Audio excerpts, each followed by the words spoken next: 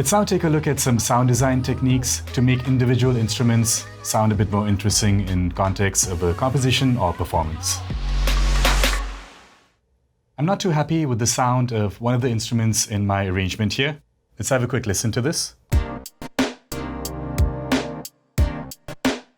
It's this chords part here.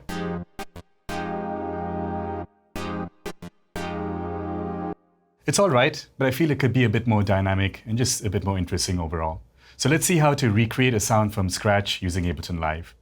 This is the instrument over here, the chords track. I'm going to select the instrument and just hit delete. Now in the library, I'm going to go into the instruments category and load in wavetable. I'll just drop it directly on that chords track. Let's hear what this sounds like. All right, so that's quite basic. So let's build on this and make it a bit more interesting. Now, firstly, I'm going to click over here to switch to this expanded view so we can look at all the different parameters of the synth better. The first thing I'm going to change is oscillator 1's waveform here. So if I click and drag here, I can switch it up to a square wave. Let's have a listen to that. All right, not bad. Let's also turn on oscillator 2. I'm going to detune it slightly, and I'm going to set its shape to this sawtooth shape. With the detune, the two oscillators are going to clash with each other and create this very nice, rich tonality. Nice. Let's move down here to the filter section. It's a low-pass filter set to 12 dB per octave slope.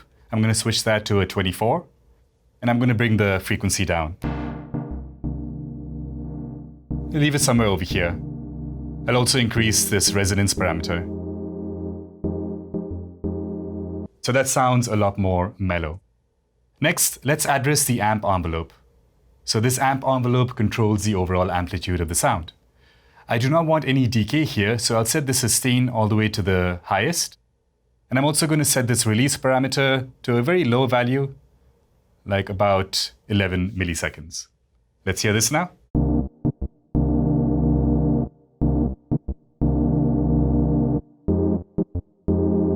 So you can hear it makes the sound a lot tighter. We still haven't added any modulation or dynamic change over time. So let's look into adding that. I want to make use of this LFO here. I want this LFO to modulate the filter frequency parameter. We can make that happen in this modulation matrix. So you can see here we have LFO, LFO1 specifically. And if I go down here, I see filter 1 frequency. So if I click and drag here, I'm now assigning LFO1 to modulate filter 1 frequency. Let's hear that.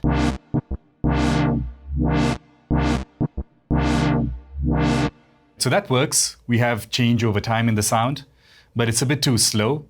And I specifically wanted to sync to the project tempo. So I'll turn on the metronome here, if you listen to this again. Doesn't quite work. So on LFO1, I'm going to switch to this LFO sync mode. And now I can set the rate to any musical subdivision of the tempo. I'm going to set it to a 16th note. Let's hear it now.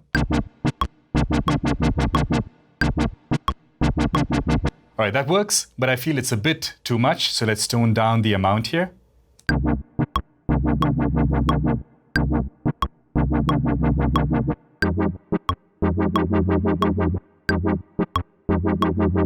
Nice. Let's make one more modulation assignment.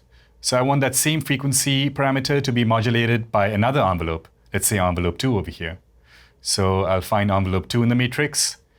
And over here, if I click and drag, now envelope 2 is going to modulate the filter cutoff as well. I'm going to shape this a little bit.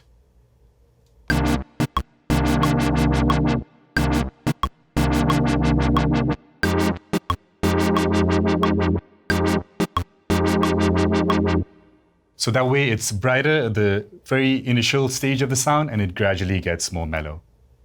All right, now for one final thing, I'm going to turn on unison.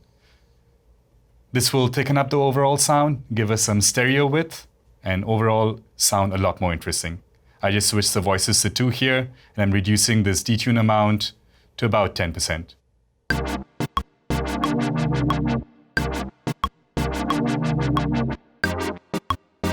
All right, let's hear this in context of the arrangement. It's a bit too bright, so I'm going to reduce the cutoff frequency here.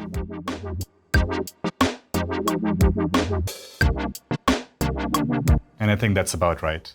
So those are some sound design techniques that you can apply in your production and performance. Now you can start from scratch like I did, build a sound entirely from the very beginning and work your way up to a more complex sound. Or you can work with an existing preset and just tweak certain parameters to get to the sound that you want to.